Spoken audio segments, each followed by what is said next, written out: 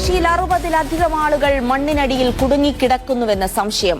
കാണാതായവരിൽ സൈനികരും രക്ഷാപ്രവർത്തനത്തിന് കൂടുതൽ സേനയും ഹെലികോപ്റ്ററുകളും ഇന്നെത്തും. അപകട സാധ്യത തുടരുന്നതിനാൽ പ്രദേശവാസികൾക്ക് ജാഗ്രതാ നിർദ്ദേശം. മുഖ്യമന്ത്രി പുഷ്കർ സിംഗ് ധാമി അപകട സ്ഥലം സന്ദർശിച്ചേക്കും.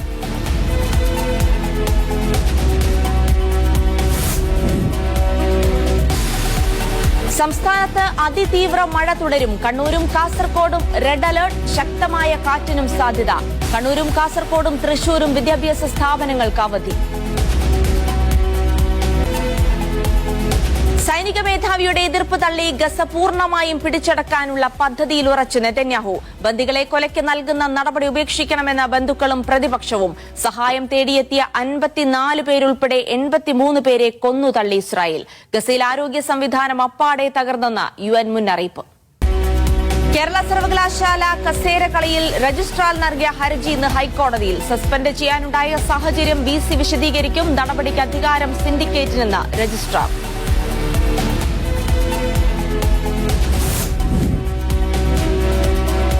JCC പുനഃസംഘടനാ ചർച്ചകൾ ഡൽഹിയിൽ പുരോഗമിക്കുന്നു. നേതൃത്വം നിർദ്ദേശിച്ച പേരുകളിൽ MPമാർക്ക് അതൃപ്തി.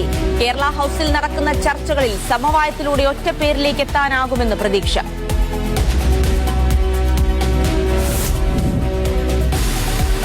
ഭീമ പള്ളിക്കാർക്കുള്ള പുനർഗേഹം പദ്ധതിയിൽ അർഹരായ കുടുംബങ്ങളെ അവഗണിച്ച് സർക്കാർ. ഫ്ളാറ്റ് ലഭിക്കുക 36 പേർക്ക് മാത്രം. ഭവനരഹിതരായി കാത്തിരിക്കുന്നത് 735 പേർ. കിട്ടില്ല.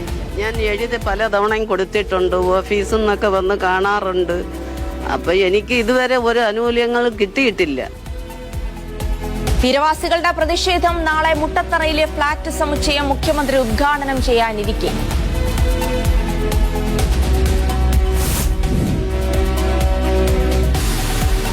PT5 ആനയെ പിടിക്കാൻ ഡോക്ടർ അരുൺ സക്കറിയുടെ നേതൃത്വത്തിലുള്ള സംഘം ഇന്ന് പാലക്കാടെത്തും.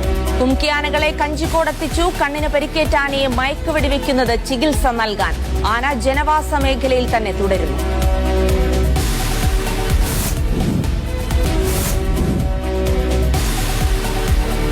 വയനാട്ടിലെ CPMൽ വീണ്ടും സംഘടനാ നടപടി. AV ജയനടക്കം 4 പേരെ ബ്രാഞ്ചിലേക്ക് തരം താഴ്ത്തി. നടപടി നേരിട്ടവരിൽ AKS ജില്ലാ സെക്രട്ടറിയും 2 ലോക്കൽ സെക്രട്ടറിമാരും. തരം താഴ്ത്തൽ മാധ്യമങ്ങളോട് പരസ്യ പ്രതികരണം നടത്തിയതിന്